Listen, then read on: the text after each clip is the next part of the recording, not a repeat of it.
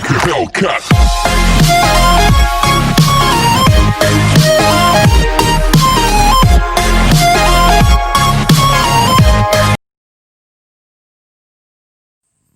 Hello, welcome to JOBY Story World.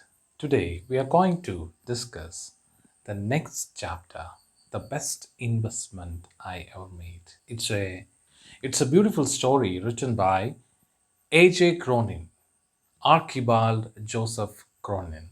We will directly move to the profile of A.J. Cronin. You can see now here. Archibald Joseph Cronin, MD, DPH, MRCP 1896, was a Scottish novelist and a physician. His career as a novelist started in 1930 when he was designated with a chronic ulcer and was compelled to take 6 months complete rest.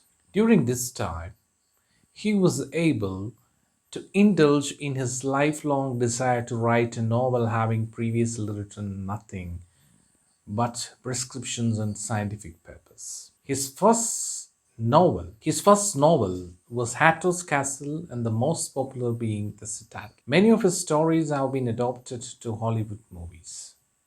He is a famous novelist, and Archibald Joseph Cronin. He is a physician by profession, he is a doctor by profession, but he was the desire to become a writer, a renowned writer, and that he become that writer when he got a chance to do that. His life tells us that aim. If you have the desire, you will reach your goals. And you have to set your goals now because you are studying the 10th standard. So we'll directly move to the chapter. In the story of the horses, you have seen that the choices and decisions that you make will have an impact on your life and others. Read the story, The Best Investment I Ever Made by A.J. Cronin, and find out how the author's act of kindness transformed a man's life. The best investment I ever made. On the second day, out from New York, while making the round of the promenade deck, I suddenly became aware that one of the passengers was watching me closely, following me with his gaze every time I passed. I wanted to rest. To avoid the tedium of casual, importunate shipboard contacts, I gave no sign of having noticed the man. അപ്പോൾ നമ്മളൊരു യാത്ര പുറപ്പെടുമ്പോൾ ആ യാത്രയിൽ ഒരു കപ്പൽ യാത്രയാണ്. അപ്പോൾ കപ്പൽ യാത്രയിൽ ഇദ്ദേഹം പോയിക്കൊണ്ടിരിക്കുകയാണ്. ഔട്ട് ഫ്രം ന്യൂയോർക്ക്, അമേരിക്കയിൽ നിന്നാണ്, ന്യൂയോർക്കിൽ നിന്നാണ്. While making the round of the promenade deck. അപ്പോൾ ഈ കപ്പൽ യാത്രയിൽ ആ ഡെക്കിൻ്റെ സൈഡിൽ കൂടി ആളുകൾക്ക് ഇങ്ങനെ നടന്നു പോകുവാനുള്ള ഒരു പാതയുണ്ട്. അപ്പോൾ ആ പാതയിൽ കൂടെ ഇങ്ങനെ നടക്കുമ്പോൾ, കപ്പൽ യാത്ര നമുക്കറിയാം ഫ്ലൈറ്റ് യാത്ര പോലെ വളരെ പെട്ടെന്ന് എത്തിച്ചേരുന്നതല്ല, കുറച്ച് സമയമെടുക്കുന്നതാണ്. അതുകൊണ്ട് തന്നെ ഇദ്ദേഹത്തിൻ്റെ സമയം, അത് ഈ യാത്രയുടെ സമയം മുഴുവനും ചെലവഴിക്കുന്നത് വളരെ രസകരമായി ഇങ്ങനെ നടക്കുകയും മറ്റ് കാര്യങ്ങളിൽ ഏർപ്പെടുകയും ഒക്കെ ചെയ്തുകൊണ്ടാണ്. പക്ഷേ ഇങ്ങനെ യാത്ര ചെയ്യുമ്പോൾ പോലും നമ്മൾ ഒരിക്കലും അപരിചിതരുമായി സംസാരിക്കുവാനോ അവരുമായി ഒരു കൂട്ടുകൂടുവാനോ നമുക്ക് ഒരു ഉൾഭയം നമ്മുടെ മനസ്സിലുണ്ടാവും, ഇല്ലേ? പലപ്പോഴും ഇങ്ങനെ ട്രെയിൻ യാത്രയിലൊക്കെ അപരിചിതരായ ആളുകൾ നമ്മളോട് സംസാരിക്കുകയും നമ്മൾക്ക് ബിസ്ക്കറ്റും മറ്റു കാര്യങ്ങളും പാനീയങ്ങളും ഒക്കെ തന്ന് നമ്മളെ മയക്കി കിടത്തി നമ്മുടെ ഭക്ഷണ സാധനങ്ങൾ തന്നെ നമ്മളെ മയക്കി കിടത്തിക്കൊണ്ട് നമ്മളുടെ സ്വർണവും നമ്മളുടെ പണവും ഒക്കെ അപഹരിക്കുന്ന ഒരുപാട് കഥകൾ, ഒരുപാട് സംഭവങ്ങൾ നമ്മൾ കേട്ടിട്ടുണ്ട്. അതുകൊണ്ട് തന്നെ അപരിചിതരുമായിട്ടുള്ള എല്ലാ തരത്തിലുള്ള കോണ്ടാക്റ്റുകളും പറ്റുമെങ്കിൽ ഒഴിവാക്കുക എന്നുള്ളത് ഏത് യാത്രയുടെയും ഒരു പ്രധാനപ്പെട്ട കാര്യമായി മാറും. ഇവിടെയും A.J. Cronin is also trying that thing, that he just trying his level best to avoid the contact with the strangers. He was interested to avoid the contact with the strangers. I suddenly became aware. അപ്പോൾ ഇദ്ദേഹം ഇങ്ങനെ പോകുമ്പോൾ അദ്ദേഹത്തിന് ഒരു കാര്യം മനസ്സിലായി, അദ്ദേഹത്തെ ആരോ ശ്രദ്ധിക്കുന്നുണ്ട്. Watching me closely. എന്നെ വളരെ സൂക്ഷ്മമായി ആരോ വാച്ച് ചെയ്യുന്നു. Following me with his gaze every time I passed. അപ്പോൾ ഞാൻ പാസ് ചെയ്യുന്ന ഓരോ സമയവും എന്നെ ഇങ്ങനെ നോക്കിക്കൊണ്ടേയിരിക്കുകയാണ്. I wanted to rest. ഞാൻ റെസ്റ്റ് ചെയ്യാനായിട്ട് ആഗ്രഹിച്ചു. To avoid the tedium of casual and importunate chipboard contacts, I gave no sign of having noticed the man. അപ്പോൾ ഈ മനുഷ്യൻ എന്നെ നോക്കുന്നുണ്ടെങ്കിലും ഞാൻ അദ്ദേഹത്തെ കണ്ട ഭാവം നടിക്കാതെ അദ്ദേഹം എന്ത് ചെയ്തു? നടന്ന് പോവുകയാണ്. Second paragraph. Yet there was nothing importunate about him. On the contrary, he seemed affected by a troubled or rather touching diffidence. He was in his early 40s. അപ്പോൾ അദ്ദേഹം ഏകദേശം ഒരു 40 വയസ്സ് പ്രായമുള്ള ഒരാളാണ്. Rather short in build, with a fair complexion and clear blue eyes. His thin hair had begun to recede from his forehead. His dark suit, sober tie, and rimless spectacles gave evidence of a serious and resolved disposition. At this point, the bugles sounded for dinner, and I went below. അപ്പോൾ ഏതായാലും ഇദ്ദേഹം 40 വയസ്സ് പ്രായമുള്ള ഒരാളാണ്. ഇദ്ദേഹത്തിനൊരു short ബിൽഡാണ്, with a fair complexion and clear blue eyes. നല്ല നീല കണ്ണുകളുള്ള, വളരെ പൊക്കം കുറഞ്ഞ, ഷോർട്ട് ബിൽഡായിട്ടുള്ള, ഒരുപാട് വലിയ വണ്ണമുള്ള ആളല്ല. Thin hair began to recede. അപ്പോൾ ഇങ്ങനെ അദ്ദേഹത്തിൻ്റെ തലമുടി ഇവിടെ നിന്ന് ഇങ്ങനെ റിസീഡ് ചെയ്ത് പുറകോട്ട് പോയിക്കൊണ്ടിരിക്കുകയാണ്. ചാണത്തല കയറിക്കൊണ്ടിരിക്കുകയാണ്. From his forehead. His dark suit, sober tie and rimless spectacle gave evidence of serious and reserve disposition. അപ്പോൾ അദ്ദേഹം ഒരു ഡാർക്ക് സ്യൂട്ടാണ് ഇട്ടിരിക്കുന്നത്. അതുമാത്രമല്ല ഒരു ടൈ കെട്ടിയിട്ടുണ്ട്. അതുമാത്രമല്ല റിംലെസ് സ്പെക്ടക്കിൾസ് ആണ്, റിമ്മില്ലാത്ത സ്പെക്ടക്കിൾസ്, ഇങ്ങനെ മൂക്കിൽ മാത്രം ഇങ്ങനെ വെച്ച് വെക്കുന്ന സ്പെക്ടക്കിൾസ്, കണ്ണാടി അദ്ദേഹത്തിനുണ്ട്. അപ്പോൾ ഇദ്ദേഹം ഒരു സീരിയസ് ആണ്, ഒരു തമാശക്കാരനല്ല എന്ന കാര്യം ഏകദേശം എ.ജെ. ക്രൗണിന് ഉറപ്പായി. At this point the bugle sounded for dinner. അപ്പോൾ ഈ സമയത്താണ് കപ്പലിൽ ഭക്ഷണത്തിന് വേണ്ടിയുള്ള ബ്യൂഗിൾ സൗണ്ട് മുഴങ്ങിയത്. So he went below. അവിടെ നിന്ന് നേരെ താഴേക്ക് അദ്ദേഹം പോവുകയാണ്. Third paragraph. On the following afternoon, I again observed my fellow voyager watching me earnestly from his deck chair. പിറ്റേ ദിവസവും ഇത് തന്നെ ആവർത്തിച്ചു. അദ്ദേഹം ഇങ്ങനെ നടക്കുന്ന, ആ ഡെക്കിൽ കൂടി ഇങ്ങനെ നടക്കുന്ന സമയത്ത്, ആളുകൾക്ക് നടക്കാനായിട്ട് നിശ്ചയിക്കപ്പെട്ടിരിക്കുന്ന സ്ഥലത്തു കൂടി ഇങ്ങനെ നടക്കുമ്പോൾ, അദ്ദേഹം ഇങ്ങനെ നടന്നു പോകുമ്പോൾ വീണ്ടും അദ്ദേഹത്തെ നോക്കുന്നതായിട്ട് എ.ജെ. ക്രൗണിന് മനസ്സിലായി. അവിടെ ഡെക്കിൽ ഇരിക്കുവാനായിട്ടുള്ള ചെയറൊക്കെ ഉണ്ട് ആളുകൾക്ക്. അവിടെ ഇരുന്ന് ഇദ്ദേഹം നോക്കുകയാണ്. Now a lady was with him. അപ്പോൾ ഇന്ന് ഒരു സ്ത്രീയും കൂടെ അദ്ദേഹത്തിൻ്റെ കൂട്ടത്തിലുണ്ട്.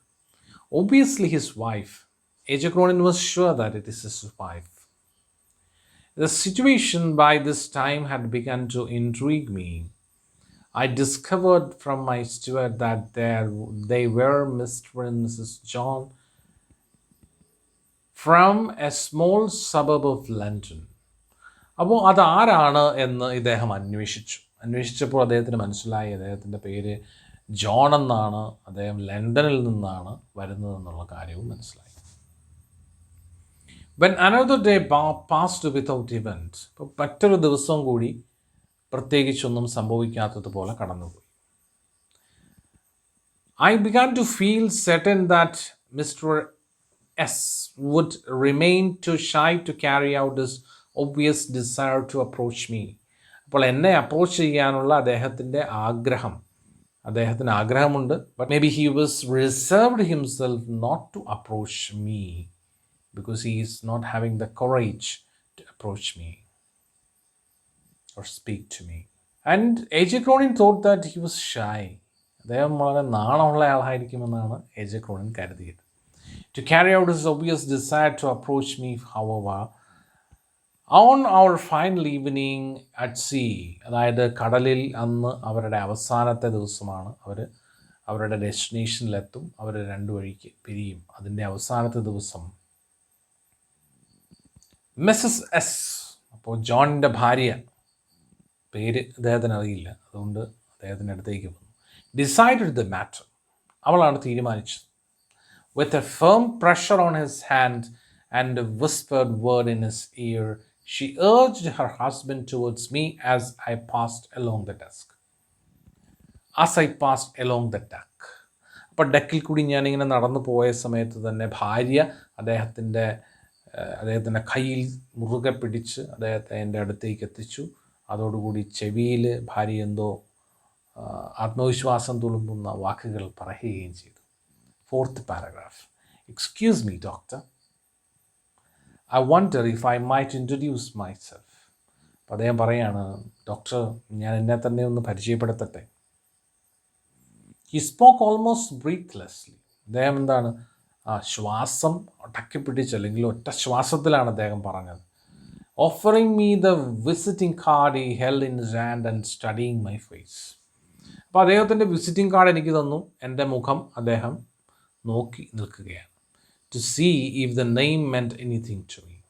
അപ്പോൾ ഈ പേര് വായിക്കുമ്പോൾ എന്തെങ്കിലും എനിക്ക് തോന്നുമോ എന്നറിയാൻ വേണ്ടി അദ്ദേഹം ഇങ്ങനെ വെയിറ്റ് ചെയ്യുകയാണ്. Then as it plainly did not.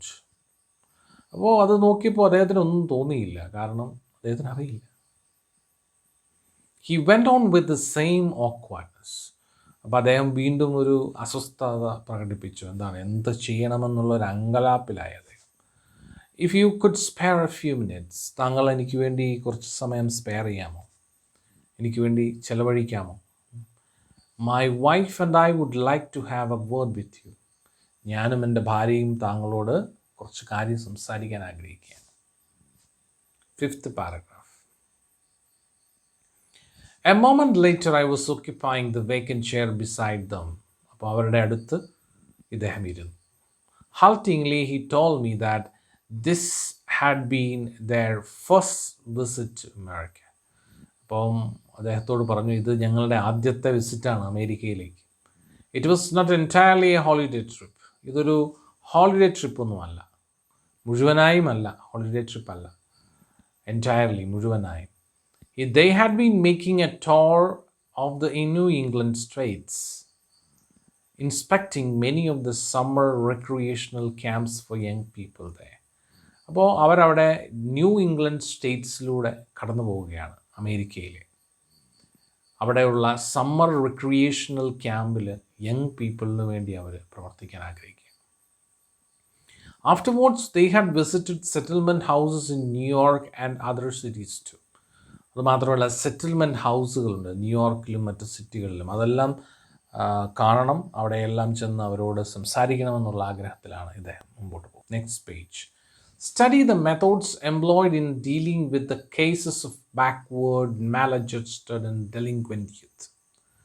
അപ്പോൾ തകർക്കപ്പെട്ട അല്ലെങ്കിൽ ജീവിതത്തിൽ ഒന്നുമില്ലാതെയായി പോയ യുവജനങ്ങളെ കാണുകയും അവർക്ക് ആത്മവിശ്വാസം പകരുകയും ചെയ്യുക എന്നുള്ളതാണ് ഇദ്ദേഹത്തിൻ്റെ ഭാര്യയുടെയും അമേരിക്കയിലേക്കുള്ള ആഗമന ഉദ്ദേശം.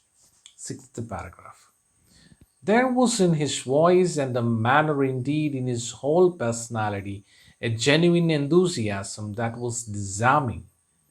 I found myself liking him instinctively, questioning him further. അപ്പോൾ അദ്ദേഹത്തിനോട് മറ്റു കാര്യങ്ങൾ അദ്ദേഹം ചോദിച്ച് മനസ്സിലാക്കി. I learned that he and his wife had been active for the past 15 years in the field of youth welfare.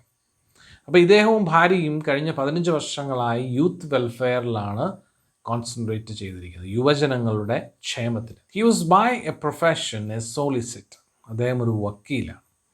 But in addition to his practice at the courts, found time to act as a director of a charitable organization devoted to the care of boys and girls, mostly from city slums, who had fallen under the ban of the law. And he's working for the boys and girls who caught under the law of the nation because of illegal activities. He was working for the welfare of those children from the slums. ചേരികളിൽ നിന്നുള്ള കുട്ടികൾക്ക് വേണ്ടിയാണ് ഇദ്ദേഹം പ്രവർത്തിച്ചത്. 7th paragraph. As he spoke with real feeling. അപ്പോൾ അദ്ദേഹം പറഞ്ഞപ്പോൾ അദ്ദേഹത്തിൻ്റെ ഹൃദയത്തിൽ നിന്നാണ് ഇത് പറയുന്നതെന്ന് ജയചക്രന് മനസ്സിലായി. I got a vivid picture of the work these two people were doing. അപ്പോൾ ഇവർ രണ്ടുപേരും ചെയ്യുന്ന വ്യത്യസ്തമായ ജോലിയെക്കുറിച്ച് ഇദ്ദേഹത്തിന് മനസ്സിലായി. ആർക്ക്? ജയചക്രന്. I learned how they took derelict adolescents from the juvenile courts and placing them in a healthy environment. അപ്പോൾ ഇദ്ദേഹം മനസ്സിലാക്കി എന്താണ്, ചെറുപ്പത്തിൽ തന്നെ കുറ്റകൃത്യങ്ങളിലോ മയക്കുമരുന്നിനടിമയാകുന്നതോ ആയിട്ടുള്ള കുട്ടികളെ കണ്ടെത്തുകയും ജുവനൈൽ കോർട്ടുകളിൽ നിന്ന് ജുവനൈൽ കോർട്ടിൽ നിന്ന് അവർക്ക് ആവശ്യമായ കാര്യങ്ങളെല്ലാം രേഖകളെല്ലാം റെഡിയാക്കി അവരെ ഒരു ഹെൽത്തി ആയിട്ടുള്ള ഒരു എൻവിറോൺമെൻറ്റിലേക്ക്, ഒരു സാഹചര്യത്തിലേക്ക് കൊണ്ടെത്തിക്കുക എന്നുള്ളതാണ് ഇദ്ദേഹവും ഭാര്യയും ചെയ്യുന്ന പ്രവർത്തനം. Healed them in mind and body and send them back into the world.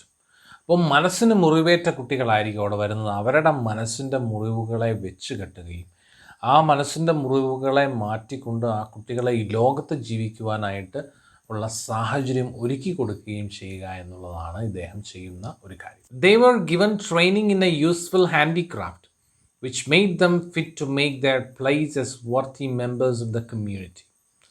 അപ്പോൾ ഇവർക്ക് കലാപരമായ കഴിവുകൾ ഇവർക്കുണ്ടെങ്കിൽ ആ കഴിവുകളെയെല്ലാം ഇവർക്ക് പരിപോഷിപ്പിക്കുന്നതിനുള്ള സാധ്യതകൾ അദ്ദേഹം തുറന്നു കൊടുക്കുകയാണ്. കൈത്തൊഴിലുകൾ, ഹാൻഡിക്രാഫ്റ്റ്സ് പഠിപ്പിച്ചു കൊടുക്കും. അപ്പോൾ അതിലൂടെ അവർക്ക് ഈ ലോകത്ത് ജീവിക്കുവാനുള്ള ഒരു സാധ്യത തുറന്നു കൊടുക്കും. It was a work of redemption that stirred the heart. അപ്പോൾ ഹൃദയത്തിൽ നിന്നുള്ളൊരു വിടുവിക്കലാണ്, ഒരു വിടുവിക്കലാണ്. എന്താണ്, ഒരു സ്വന്തമായി അപകർഷതാബോധത്തിലും കുറ്റബോധത്തിലുമൊക്കെ നീറിക്കഴിയുന്ന കുട്ടികളെ അവർക്ക് ഒരു സ്വന്തമായ ഒരു അധ്വാനിച്ച് ജീവിക്കുന്നതിനുള്ള സാഹചര്യം ഒരുക്കി. It was a work of redemption that stirred the heart. ഹൃദയത്തെ ഇങ്ങനെ പിടിച്ചുലയ്ക്കുന്ന, മാറ്റിമറിക്കുന്ന ഒന്നാണ്. And I asked what had directed his life into this channel.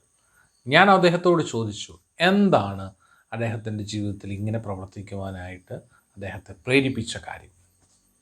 8th paragraph. The question had a strange effect upon him. അപ്പോൾ ഞാൻ ആ ചോദ്യം ചോദിക്കുമ്പോൾ അദ്ദേഹത്തിൻ്റെ മുഖത്ത് നിരവധി ഭാവങ്ങൾ മിന്നിമറ. He took a sharp breath and exclaimed. അദ്ദേഹം ഒരു ദീർഘനിശ്വാസം എടുത്തു വിട്ടു. You still do not remember me. Doctor, you still do not remember me. താങ്കൾ ഇപ്പോഴും എന്നെ ഓർക്കുന്നില്ല അല്ലേ? I shook my head.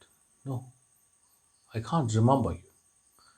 To the best of my belief, I had never in my life seen him before. ഇദ്ദേഹത്തെ എൻ്റെ ജീവിതത്തിൽ കണ്ടതായി ഞാൻ ഓർക്കുന്ന പോലുമില്ല. ഡോക്ടർ ഇങ്ങനെ വണ്ടടിച്ചിരിക്കുകയാണ്. 9th paragraph. I have wanted to get in touch with you for many years. ഞാൻ ഒരുപാട് വർഷങ്ങളായി താങ്കളോട് അടുത്ത് ഇടപഴകണമെന്ന് ആഗ്രഹിക്കാൻ തുടങ്ങിയിട്ട്. He went on, തുടരുകയാണ്. Under increasing stress. But I was never able to bring myself to do so. എനിക്കൊരിക്കലും അത് ചെയ്യാൻ സാധിച്ചില്ല. Then bending near, he spoke a few words tensely. വളരെ ടെൻഷനോടുകൂടി അദ്ദേഹം 1-2 വാക്കുകൾ പറഞ്ഞു. In my ear. At that slowly the wheels parted. അപ്പോഴാണ് ആ കർട്ടൻ എൻ്റെ മുമ്പിൽ തുറക്കപ്പെട്ടത്. Wheels parted. Wheels parted. Wheels parted. My thoughts sped back a quarter of a century. 25 വർഷം പുറകിലേക്ക് അദ്ദേഹം പോവുകയാണ്. And with a start, I remembered the sole occasion when I had seen this man before. ഇദ്ദേഹത്തെ ഞാൻ ഒരിക്കൽ മാത്രം കണ്ടിട്ടുണ്ട്. അതെപ്പോഴാണ്? 25 വർഷങ്ങൾക്ക് മുമ്പ്. 10th paragraph. I was a young doctor at the time. ആ സമയത്ത് ഞാൻ വളരെ ചെറുപ്പക്കാരനായ ഒരു ഡോക്ടറായിരുന്നു. And had just set up a practice in a working class district in London. Working class district of London. ലണ്ടനിലെ ഒരു വർക്കിംഗ് ക്ലാസ് ഡിസ്ട്രിക്റ്റിൽ ഞാൻ എൻ്റെ പ്രാക്ടീസ് തുടങ്ങിയതേ ഉള്ളൂ. On a foggy November night, we know that in the November, December, European countries, ultimate cold, great cold. In the November time, there will be fog and cold. In the December, there will be snow. So in the foggy November night, നല്ല മഞ്ഞ് മൂടി നിൽക്കുന്ന അല്ലേ, മഞ്ഞല്ല, മഞ്ഞിൻ്റെ തണുപ്പ് അല്ലേ, മൂടൽ മഞ്ഞ്, foggy, മൂടൽ മഞ്ഞിങ്ങനെ നിൽക്കുന്ന ഒരു നവംബർ രാത്രിയിൽ ടുവേർഡ്സ് 1 o'clock, രാത്രി 1 മണിക്ക്. I was awakened by a loud banging on the door. ഡോറിൽ ഇങ്ങനെ കൊട്ടി ആരോ, രാത്രി 1 മണിക്ക്. Hurriedly I threw on some clothes and went downstairs. പെട്ടെന്ന് തന്നെ ഞാൻ എൻ്റെ വസ്ത്രങ്ങളിട്ട് ഞാൻ താഴേക്ക് ഇറങ്ങിച്ചു. ഹറീഡ്ലി, പെട്ടെന്ന്. It was A sergeant of പോലീസിലെ ഒരു സർജൻ്റാണ് എന്നെ അന്വേഷിച്ച് വന്നിരിക്കുന്നത്. In dripping helmet and Cape, mistily outlined on the doorstep, a suicide case. അദ്ദേഹം എന്നോട് പറഞ്ഞൊരു ആത്മഹത്യാ കേസ് വന്നിട്ടുണ്ട്. He told me abruptly, കൂടുതൽ വ്യക്തമായൊന്നും പറഞ്ഞില്ല. In the lodgings around the corner, I had better come at once. ഈ ലോഡ്ജിങ് കോർണറിൻ്റെ എൻഡിലാണ്. The lodging around the corner, ഒരു മൂലയ്ക്ക്. ഈ ലോഡ്ജിങ്ങിൻ്റെ ഈ ഒരു താമസക്കാർ താമസിക്കുന്ന അപ്പാർട്ട്മെൻറ്റ് സൈഡിൻ്റെ കോർണറിലാണ് സംഭവം നടന്നിരിക്കുന്നത്. I had better come at once. താങ്കൾ പെട്ടെന്നൊന്ന് വരികയാണെങ്കിൽ നല്ലതായിരുന്നു doctor. The story is continuing and we will continue the story in the next video lesson, and we will directly move to the question answer section. Since I have only added a Learn English playlist in my video, there was a problem for the people to find out a particular video related with a particular class. So I have decided to make a new playlist. So I have made it in my channel. You can easily find out 8th standard videos, 9th standard videos, 10 and 11th standard videos in 3 different playlists. Standard 8, Standard 9 and Standard 10. 8, 9, 10 ക്ലാസ്സിലെ കുട്ടികളുടെ ഞാനെടുത്ത video lessons എല്ലാം 3 വ്യത്യസ്ത പ്ലേലിസ്റ്റുകളാക്കി മാറ്റിയിരിക്കുകയാണ്. അപ്പോൾ 8ാം ക്ലാസ്സിലെ വീഡിയോകൾ മാത്രം കാണണമെന്ന് ആഗ്രഹിക്കുന്ന കുട്ടികൾക്ക് വീഡിയോ ചാനൽ സബ്സ്ക്രൈബ് ചെയ്തതിന് ശേഷം പ്ലേലിസ്റ്റിൽ സ്റ്റാൻഡേർഡ് 8 എന്ന പ്ലേലിസ്റ്റിലേക്ക് കയറി നിങ്ങൾക്കത് കാണാവുന്നതാണ്. 9ാം ക്ലാസ്സിലെ കാണണമെങ്കിൽ 9ാം ക്ലാസ്സിലെ പ്ലേലിസ്റ്റിൽ കയറിയാൽ മതിയാകും. ആ വീഡിയോകളെല്ലാം നിങ്ങൾക്ക് ഓർഡറിലൂടെ ഉണ്ടാകും. 10ാം ക്ലാസ്സും 11ാം ക്ലാസ്സിൻ്റെ വീഡിയോയും ചെയ്തിരുന്നു. അതിൻ്റെ വീഡിയോയും അവിടെ അവൈലബിൾ ആണ്. We'll directly move to the question answers. First question: have you come across any person with importunate behavior? How did you feel about it? Describe your experience. Answer is yes, I confronted many people with importunate behavior. I feel irritation on such behavior of people. Second one: why was the narrator not interested in the man who was watching him? Answer is the narrator wanted to rest and he wished to avoid other people. Third question: the narrator observed the man and described him in vivid terms. How did he describe him?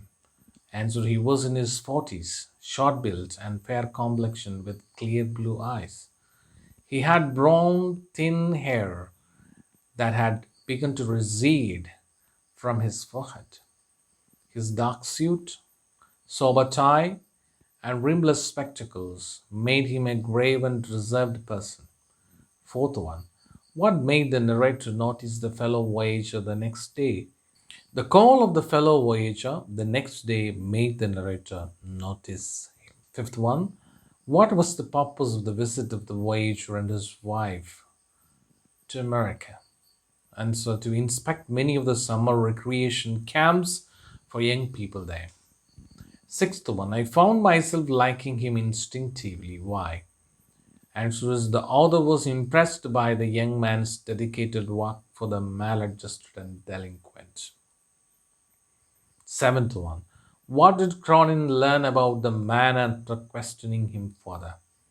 Answer is the man and his wife. Seventh question: What did Cronin learn about the man after questioning him further? Answer is the man and his wife had been active for the past 15 years in the field of youth welfare. He was a solicitor. He found time to act as the director of a charitable organization devoted to the care of boys and girls, mostly from city slums, who had fallen into the ban of love. So, dear friends, this is all for today's class, and we will continue in the next video lesson. If you like this video, please don't forget to like it, comment it, and share it. And don't forget to subscribe it and support my channel. Thank you very much.